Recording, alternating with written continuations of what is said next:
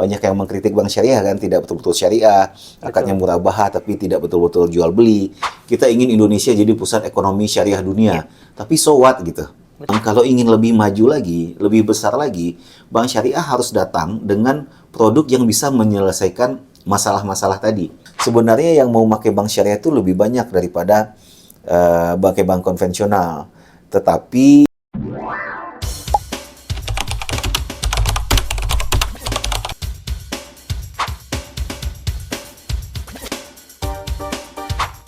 Assalamualaikum warahmatullahi wabarakatuh. Assalamualaikum warahmatullahi wabarakatuh. Ya. Halo Sobat Ekonomis, selamat datang di program FEEDS ya, atau Finding Economics Experts Discovering Insight. Jadi di episode kali ini kita akan berdiskusi tentang perbankan syariah, khususnya bagaimana perbankan syariah bisa mengungguli bank konvensional, bersama Bapak Dr. Narulindo, Sekretaris 5 di IAI. Assalamualaikum Pak Rana. Waalaikumsalam warahmatullahi wabarakatuh. Apa kabar tadi? Alhamdulillah. Gimana Pak kabarnya Pak? Alhamdulillah baik, sehat. Oke. Nah, perbankan syariah ini kan dalam beberapa tahun terakhir terus menunjukkan perkembangan yang cukup positif ya Pak. Baik dalam perekonomian nasional ataupun di pangsa pasar ekonomi syariah itu sendiri. Nah, kalau boleh tahu bagaimana sih Pak perkembangan perbankan syariah terkini Pak? Ya, kalau menurut saya perkembangan perbankan syariah terkini ini cukup baik ya, karena dalam 5 tahun terakhir pertumbuhannya selalu positif dan insya Allah di atas pertumbuhan perbankan konvensional. Ya, walaupun dari awal 30 tahun lalu bank syariah berdiri juga pertumbuhannya juga memang umumnya selalu positif. Nah, tapi yang menjadi isu itu memang terkadang ya harapan kita yang mungkin besar ya. Iya.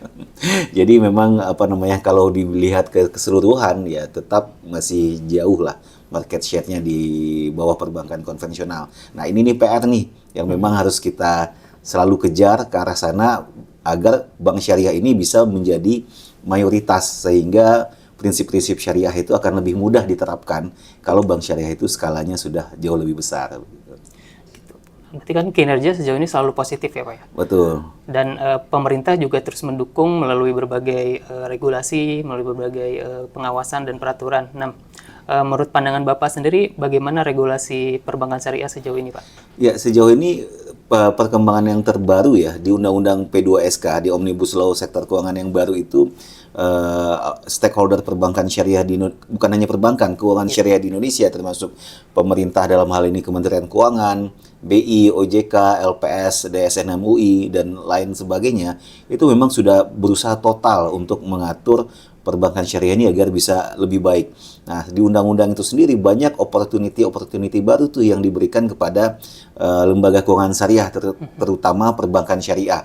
Salah satunya adanya investment account ya, yang membuat bank syariah itu betul-betul bisa menonjolkan karakter bagi hasilnya dengan para investor. Ataupun juga bank syariah boleh memiliki anak perusahaan non-keuangan, di mana ini bisa memfasilitasi bank syariah itu betul-betul melakukan aktivitas yang bersifat true sale, yang mana kalau dilakukan sendiri ya mungkin risikonya ada di bank syariah. Nah, ini bisa jadi punya SPV yang bisa memfasilitasi true sale-nya bank syariah tadi, karena banyak yang mengkritik bank syariah kan, tidak betul-betul syariah, akadnya murabahah tapi tidak betul-betul jual beli. Nah, dengan aturan seperti ini, bank syariah memiliki fleksibilitas. Nah, belum lagi ada bank syariah juga boleh menjadi nazir wakaf. Banyak hal yang sebenarnya itu bisa dioptimalkan oleh bank syariah agar bisa menghasilkan perbedaan yang lebih nyata dibandingkan dengan bank konvensional gitu. Oke, betul. Karena sejauh ini sih kadang apalagi orang awam ya Pak melihat bedanya bank syariah dengan bank konvensional itu tidak terlalu kentara lah istilahnya kan. Ya, begitu. Nah, kalau masuknya ekonomi syariah ke RPJPN Pak, bagaimana Pak pandangan Bapak? Nah, itu sesuatu yang sangat harus kita syukuri ya, walaupun terlihat simpel. Tapi pengalaman saya dulu di KNKS ya, ketika mendirikan KNKS dan berusaha agar program-program pemerintah itu ada nuansa ekonomi syariahnya itu mentok. Mentok kenapa? Karena di rencana pemerintahnya itu nggak ada. Jadi agak kesulitan untuk mencari anggaran-anggaran yang bisa dialihkan untuk memberdayakan ekonomi syariah. Nah, kalau ini kan memang juga sudah dituliskan untuk 5 tahun ke depan. Nah, ini menarik nih. Jadi memang ekonomi syariah itu sudah menjadi bagian dari program pemerintah. Tinggal bagaimana caranya program-program tadi kita susun agar betul-betul bisa mencapai impact yang kita harapkan. Karena kan apa namanya? Memang kita selalu mengkampanyekan kita ingin Indonesia jadi pusat ekonomi syariah dunia. Tapi so what gitu? Betul. Apa manfaatnya dengan menjadi pusat ekonomi syariah dunia kalau masyarakatnya sendiri mungkin tidak menjadi lebih sejahtera, atau mungkin ekonominya juga tidak bertambah gitu. Kalau hanya sekedar status, ya mungkin apa ya, value added-nya itu dirasa kurang seperti itu. Nah, kalau menurut Bapak sendiri sejauh ini apakah pemerintah sudah dukungannya sudah bagus atau perlu ditingkatkan lagi untuk khususnya dalam pengembangan perbankan syariah, Pak? Ya, to be fair ya, tentu kita lihat dalam 5 tahun terakhir ini progres dukungan pemerintahnya itu sudah lumayan bagus kalau dibandingkan dengan yang terdahulu. Hanya memang masih banyak hal yang bisa dilakukan oleh pemerintah untuk meningkatkan manfaat dan peran dari ekonomi syariah ini sendiri, terutama dengan perbankan syariah. Nah, antara lain memang untuk apa namanya ya, sebenarnya gini, mungkin kita masuk ke perbankannya dulu yang mungkin agak lebih simpel ya daripada kalau ekonomi kan jelas ya. Kenapa kita harus berekonomi syariah? Karena ekonomi syariah itu menonjolkan rasa keadilan gitu kan. Mengharuskan kita dalam bertransaksi itu berbagai pihak itu sama-sama mendapatkan keuntungan, alias value added-nya dirasakan oleh semua. Tapi kenapa kita harus menjalankan transaksi perbankan syariah? Nah, itu selain yang nilai-nilai yang itu tadi, sebenarnya ada faktor lain yang mungkin kita ingin kejar, yaitu stabilitas ekonomi. Nah, ini yang kemudian mungkin orang-orang masih belum menjadi concern bahwasanya bank syariah bisa loh membantu ke arah sana. Stabilitas ekonomi selalu pemerintah bahas dengan BI, OJK, LPS, dengan Kementerian Keuangan di KSSK ya. Hanya saja kan instrumen yang digunakan selalu bunga kan, salah satu sebagai instrumen moneternya. Tapi kita lihat tahun lalu ketika Amerika, The Fed menaikkan tingkat suku bunga, SVB-nya bangkrut. Akhirnya SVB-nya harus diresolusi dan diselamatkan lah, kalau nggak bisa berdampak sistemik katanya. Betul. Sistemik mengacaukan perekonomian. Tahun ini Bank of Japan menaikkan tingkat suku bunganya, terjadi market crash gitu. Nah, memang bunga ini di satu sisi ada manfaatnya, tapi di sisi lain ketidakmanfaatannya juga jauh lebih besar. Jadi dilema nih. Pertanyaannya kenapa tidak dicoba cari alternatif lain? Terserah lah, kalau nggak mau ekonomi syariah juga nggak masalah gitu. Tapi kan kenapa intinya itu kenapa nggak dicoba gitu kan? Nah, ini kita sudah ada bank syariah. Bank syariah itu lebih berbagi hasil, dalam arti di sini semua pihak itu harus ya dalam posisi saling diuntungkan ya. Kalau memang kondisinya jadi susah ya, kalau bunganya tinggi ya tentu apa ya, kayak kasus 98 lah contohnya ya. Masyarakatnya susah, supaya uang nasabah nggak lari, kasih bunga tinggi, akhirnya banks-nya kolaps. Itu kejadian berulang-ulang kali dan di berbagai negara. Masa kita tidak mau mencari solusi yang tepat untuk itu? Tapi kemudian apakah bank syariah kalau modelnya sekarang bisa menjadi solusi? Bagi saya juga belum. Kenapa tuh Pak? Belum. Ya karena tetap aja at the end of the day mereka masih mimicking konvensional kan. Bagi hasilnya juga masih mengikuti tingkat suku bunga ya. Suka atau tidak suka kita harus akui ya, memang seperti itu kenyataannya. Dan kajian-kajian pun banyak yang menunjukkan hal yang demikian. Tapi root cause-nya adalah karena bank syariahnya size-nya masih kecil. Jadi bagaimanapun dia akan terderive oleh industri perbankan konvensional. Ya, di berbagai negara, bukan hanya di Indonesia, termasuk di Malaysia dulu. Mereka pernah membuat kajian untuk menggantikan tingkat suku bunga yang kemudian bisa dipakai oleh bank syariah sebagai patokan menetapkan rate of return. Tapi apapun hasil kajiannya, alhasil dia tuh akan tetap sama tuh ujung-ujungnya. Kenapa? Ya karena kalau yang di sini yang lebih besar, orang-orang pasti akan mencari yang lebih murah gitu. Kalau untuk pembiayaan kan, kalau untuk simpanan mereka akan cari yang mungkin relatif lebih tinggi ya. Akhirnya ya bank syariah akan ikut mekanisme pasar. Nah, supaya pasarnya jadi lebih adil, ya bank syariahnya yang harus besarkan. Jadi ya kalau bank syariah besar ya mekanisme pasarnya itu betul-betul real jadinya. Ya berapa yang keuntungan didapat, itulah yang kemudian dibagi hasilkan seperti itu. Ya tadi berbicara terkait bank syariahnya harus dibesarkan.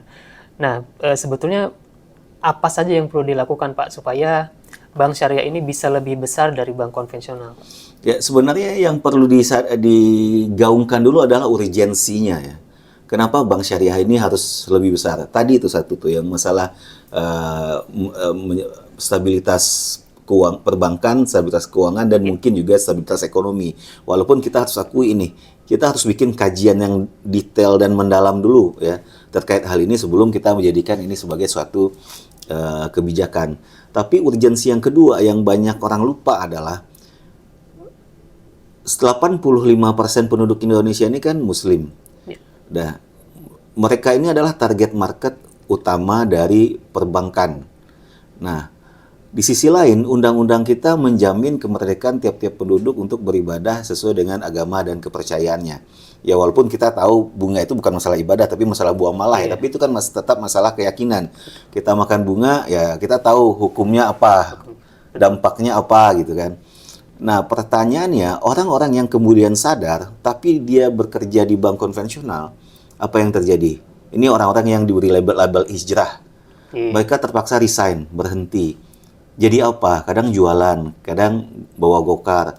Hidupnya yang tadi oke, baik-baik saja, tapi kemudian jadi jatuh turun. Ya, banyak kasus yang kita temukan seperti itu. Pertanyaannya, hadir nggak negara untuk mereka? Dan adil nggak kita buat mereka? Padahal bank tempat mereka bekerja juga adalah bank milik pemerintah. Kalaupun banknya swasta yang dimiliki oleh mayoritas non-muslim, banknya pun sebenarnya sudah punya anak usaha syariah, baik itu berupa unit usaha syariah ataupun berupa bank umum syariah. Pertanyaannya, kenapa bukan BUS dan UUS-nya itu saja yang diperbesar? Ya, sehingga mereka nggak perlu resign sebenarnya, karena yang mereka lakukan juga udah syariah. Jadi semua produk-produk yang udah ada padanan syariahnya ditawarkan lewat anak usaha syariahnya itu, baik itu BUS atau UUS. Yang mungkin tidak bisa disyariahkan, stay di induknya. Dan itu di Undang-Undang P2SK, di Peraturan OJK itu sudah dimungkinkan melalui pendekatan investment account. Nah, ini yang kemudian harus kita gaungkan dan kita dorong supaya dijalankan agar memang orang-orang yang mencari uang melalui industri perbankan itu juga harus adil dengan marketnya sendiri gitu. Seperti itu. Nah, kalau berbicara soal market, berarti kan sebetulnya perbankan syariah juga harus bisa beradaptasi bagaimana bisa memberikan layanan untuk masyarakat ya Pak, sesuai kebutuhannya masyarakat. Nah, mengingat perkembangan teknologi digital saat ini, nah inovasi produk apa yang harus dilakukan oleh perbankan syariah Pak? Sebenarnya banyak ya. Jadi ketika kita bicara inovasi di dunia startup yang memang seharusnya bank syariah juga meniru ya. Betul. Yang dicari itu dulu adalah permasalahan apa yang dihadapi oleh masyarakat. Itu pertama. Jadi kita harus mulai dengan masalahnya dulu. Terkadang kalau dulu ya mungkin 10, 20, 30 tahun yang lalu masalah utama yang dirasa adalah masyarakat muslim perlu padanan layanan produk keuangan yang tidak riba. Nah, itu alhamdulillah sudah bisa diwujudkan sekarang, walaupun tentu masih ada perdebatannya lah dengan segala ketidaksempurnaannya seperti itu. Hanya memang kalau ingin lebih maju lagi, lebih besar lagi, bank syariah harus datang dengan produk yang bisa menyelesaikan masalah-masalah tadi. Itu. Nah, kemudian penyelesaiannya tentu sedapat mungkin menggunakan pendekatan teknologi. Jadi bukan hanya masalah syariah compliance-nya aja, tapi bagaimana produknya itu bisa di-deliver dengan pendekatan teknologi yang mudah dan bukan murah ya, tapi mungkin lebih affordable ya, yang bisa memenuhi kebutuhan orang-orang. Contohnya apa? Yang paling jelas itu kalau kita kebutuhan modal lah barangkali buat orang-orang yang memang berusaha. Ini sudah lazim ya. Hanya memang permasalahannya kalau hanya uang yang dikasih tanpa ada pendampingan ya nanti kreditnya macet. Nanti masyarakatnya malah komplain lagi kan, oh bank syariah kenapa ada agunan? Ya pertama agunan itu tidak jadi patokan halal atau haram. Tapi kalau nggak dipakein agunan, lari, mereka lupa ya. Kalau mereka lari nggak bayar, bank syariahnya itu juga duit itu bukan duit banknya gitu kan, tapi duit masyarakat. Ya, yang merana adalah masyarakat juga. Nah itu nggak bisa seperti itu ya. Nah, bagaimana ada produk yang diberikan oleh bank syariah, tapi juga bisa membantu masyarakat itu untuk tumbuh secara ekonomi, tetapi juga relatif aman dan win-win solution untuk kedua belah pihak. Itu contoh ya kalau terkait dengan permodalan. Nah, yang kedua, kalau ikut diagram Maslow tadi, kalau keuangan tadi ya mungkin untuk kebutuhan makannya lah barangkali ya, fisiologisnya. Yang kedua mungkin masih dalam fisiologis juga ya. Mungkin untuk kebutuhan udah di atasnya berarti itu. Tentang keamanan ya. Mereka perlu rumah. Nah, sekarang kan anak muda di Indonesia itu ada permasalahan 12 juta backlog perumahan ya. Betul. Walaupun ada juga yang mengatakan nggak sebesar itu sebenarnya. Ya, tapi apapun itu saya rasa angkanya itu di atas 7 juta anak muda lah yang nggak punya rumah tuh nyata itu. Iya. Nah, pemerintah sudah datang dengan program FLPP, sudah mendirikan BP Tapera, tapi rasanya mungkin tidak cukup. Kenapa? Karena kalau FLPP itu kan untuk orang-orang di bawah 8 juta ya penghasilannya. Iya. Bahkan yang di atas 8 juta pun nih kesulitan beli rumah gitu. Apalagi di daerah-daerah yang dekat perkantoran. Ya, salah satu calon gubernur kan bilang harusnya tuh rumah dekat tempat bekerja. Ya, kalau kerjanya SCBD gimana caranya beli rumah di situ gitu. Nah, ini Bank Syariah tuh punya kelebihan dengan akad istisnanya. Yang dia bisa punya inventory dan bisa membangun suatu kawasan perumahan atau mungkin apartemen, tapi jangan yang mewah-mewah, yang low rise, yang affordable lah misalkan. Itu Bank Syariah bisa datang dengan itu, bangun ya kerjasama dengan developer, tapi memang Bank Syariah joint venture-nya ini yang kemudian mengerjakannya. Nah itu juga bisa. Lalu apalagi ya mungkin ya, yang sebenarnya yang agak menjadi PR itu adalah masalah pay later. Bank Syariah bisa tuh menyediakan produk yang sama, tapi kalau tujuannya konsumtif kan mungkin objektifnya tidak kesampaian ya. Nah, tapi ini sesuatu yang mungkin juga perlu dipertimbangkan karena memang ada beberapa orang yang membutuhkan jasa seperti itu. Betul. Tetapi layanan syariahnya itu belum ada, walaupun memungkinkan. Hanya memang saya paham juga kenapa Bank Syariah mungkin belum masuk ke sana karena takutnya konsumtif ya. Tapi kalau misalkan bisa kita batasi untuk tujuan-tujuan tertentu, saya rasa itu bisa menjadi suatu produk yang lumayan menguntungkan juga sebenarnya. Seperti itu, Adi. Iya. Dengan begitu banyaknya layanan yang mungkin cukup bagus ya Pak ya, dan tetap kompetitif gitu dengan konvensional. Masih banyak masyarakat yang belum memakai produk Bank Syariah. Seperti dari survei terbarunya OJK dengan angka literasi yang begitu tinggi mencapai 39%, tapi inklusinya baru di bawah 12% tuh Pak. Nah sebenarnya apa sih yang harus dilakukan perbankan syariah supaya inklusinya juga bisa ikut naik Pak? Nah jadi mungkin kita harus lihat datanya keseluruhan dulu ya, tapi saya agak lupa detail angkanya berapa. Kalau saya nggak salah, bahkan di literasi perbankan secara keseluruhan ya, inklusi perbankan umum itu lebih tinggi daripada literasinya kalau saya nggak salah. Itu agak aneh tuh. Karena harusnya orang kan literate dulu baru dia terlibat gitu kan. Nah ini dia udah terlibat dulu, terinclude dulu, tapi literasinya kurang. Nah ini ada dua nih penyebabnya. Pertama, inklusinya itu gara-gara paksaan dari program pemerintah. Dari bantuan-bantuan kayak BLT dan segala macamnya untuk meminimalkan risiko harus lewat bank atau KUR. Jadinya tinggi itu inklusinya. Jadi kalau jawabannya bagaimana cara meningkatkan inklusi keuangan syariah, pemerintah mungkin membuat hal yang sama, tapi harus pakai bank syariah misalkan. Nah, cuman yang kedua adalah karena financial inclusion ini terutama di kota besar mungkin sangat mudah sekarang dengan bantuan teknologi. Tapi literasinya kurang, akhirnya mereka terlibat pinjol. Nah ini menjadi isu yang beda nih.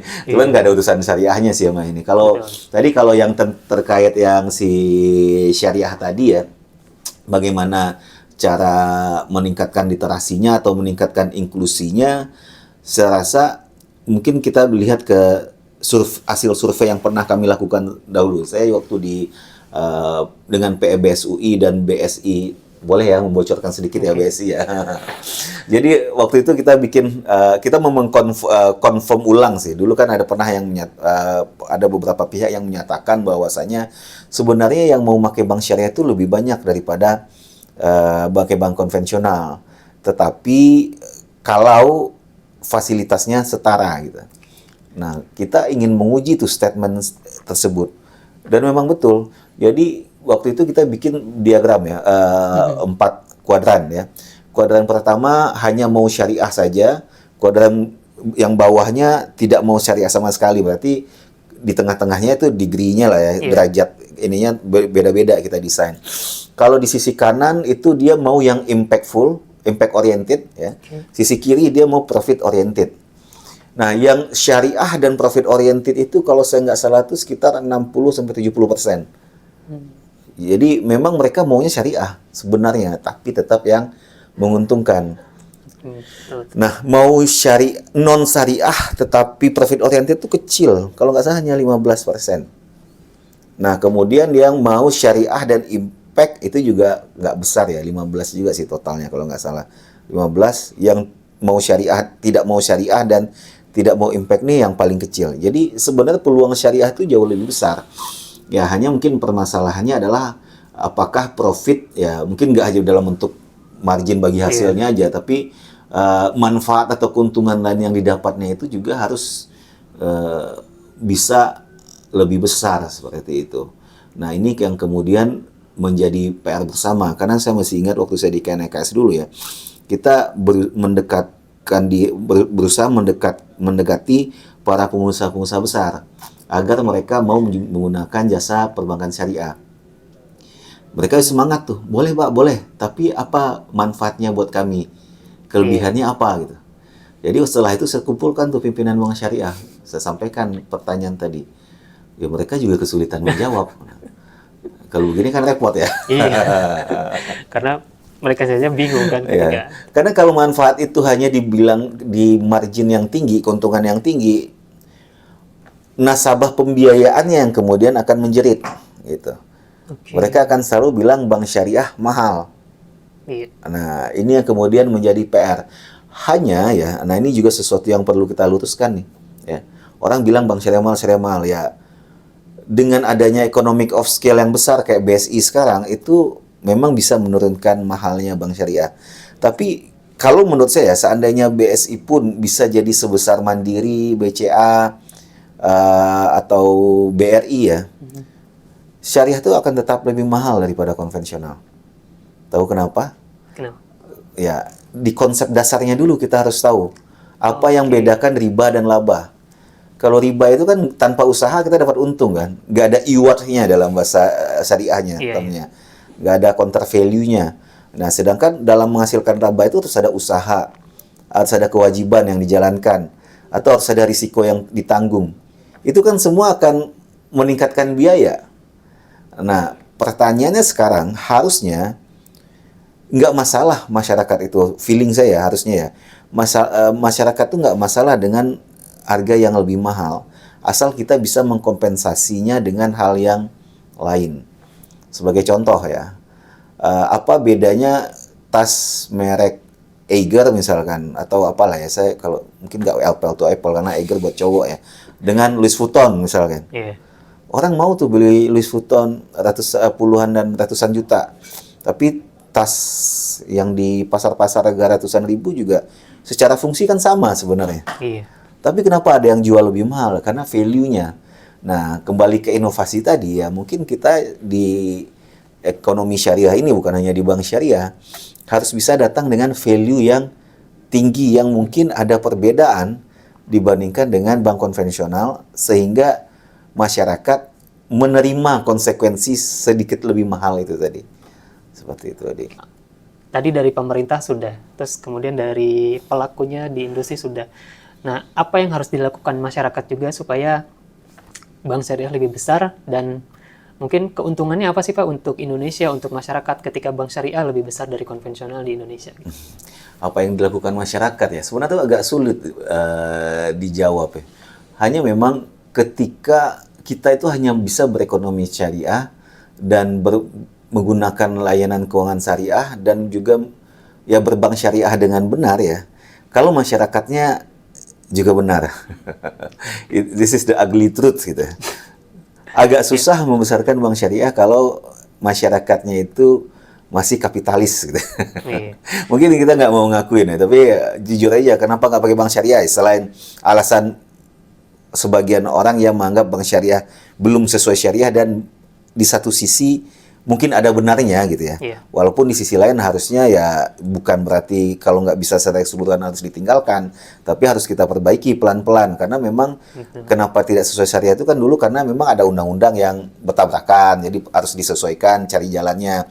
Tapi karena kelamaan dibiarkan ya akhirnya menjadi suatu kebiasaan. Nah ini PR nih meluruskan kembali nih. Nah pemerintah dengan undang-undang P2SK itu sudah mulai masuk ke arah sana tuh, meluruskannya kembali. Tapi kemudian menerapkannya kalau masyarakatnya sendiri tidak siap ya susah gitu. Misalkan ya, para Islamic ekonomi selalu bilang akad yang paling ideal itu harusnya bank syariah jalankan itu adalah mudharabah dan musyarakah. Sekarang bagaimana caranya kita bermudharabah dengan UMKM lah misalkan. Kalau mereka pencatatan keuangan aja nggak punya gitu. Bagaimana kita bisa menghitung bagi hasil yang real dan normal itu seperti apa? Agak ribet kan? Karena pencatatan itu tidak ada. Tapi itu pencatatan itu satu hal. Hal lainnya itu adalah kejujuran. Dan itu yang menjadi permasalahan besar. Kenapa bank syariah, jangankan bank konvensional ya, bank syariah pun akhirnya menggunakan agunan yang kemudian dikritik, oh masa bank syariah pakai agunan? Ya karena masyarakatnya nggak bisa dipercaya, gitu. Dikasih modal, ini saya bukan asal ngomong ya. Kami mencoba nih, saya dengan anak-anak bisnis Islam UI, kita coba bikin startup di mana kita betul-betul purely mudharabah, bisa 100% pembiayaan, bisa tanpa agunan. Tapi memang kita kunci di di sumber pendapatannya itu harus fix, harus pasti gitu, agar risikonya bisa termitigasi. Nah, permasalahannya adalah kemudian fraud gitu. Mereka tetap melakukan fraud walaupun niat kita anak-anak ini baik ya, cuma itu tadi masyarakatnya yang kemudian tidak baik gitu. Nah, ini kan menjadi koreksi juga buat kita. Kita berdakwah ekonomi syariah buat masyarakat agar mereka bisa terhindar dari dosa riba yang besar gitu kan. Betul. Tetapi ya perjuangan ini harus sama-sama. Mereka juga harus mau seperti itu. Nah, disinilah peran dakwah itu juga jadinya sangat-sangat signifikan. Jadi kolaborasi para ekonomi syariah, perbankan syariah, keuangan syariah dengan para ustadz dan ulama ya, itu harus diperkuat lagi gitu. Bagaimana karakter ekonomi syariah itu bisa dihayati dan diamalkan oleh masyarakat. Itu yang penting gitu. Karena kalau masyarakatnya belum menjiwai ekonomi syariah dan memahami ekonomi syariah dan tidak menerapkan ekonomi syariah secara keseluruhan dalam kehidupan sehari-hari, agak sulit untuk keuangan syariah menjadi besar gitu. Ternyata masih banyak ya Pak PR-nya, baik dari pemerintah, dari industri, bahkan dari kita sebagai pelaku yang tiga aspek ini berarti harus saling mendukung, betul ya Pak? Oke, bagaimana menurut Sobat Ekonomis? Diskusi di kolom komentar ya. Dan jangan lupa untuk ikuti terus sosial media IAI Indonesia untuk konten ekonomi Islam lainnya. Assalamualaikum warahmatullahi wabarakatuh. Waalaikumsalam warahmatullahi wabarakatuh. Terima kasih Pak Ronald. Sama.